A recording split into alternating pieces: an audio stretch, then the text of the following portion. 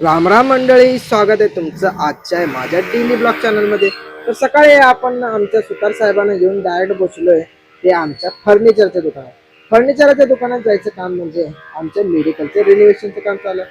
आणि ही रिक्षात वळून डायरेक्ट रिक्षा आल्या आपल्या मेडिकलला जाऊन.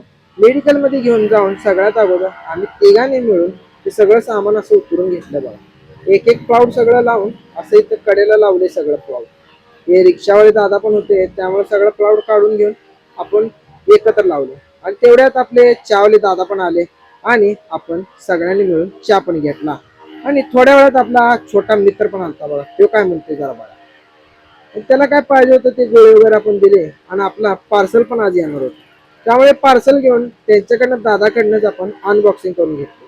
तर हा हेल्मेट का आणलाय तरी तुम्हाला मी पुढच्या ब्लॉग मध्ये सांगतो.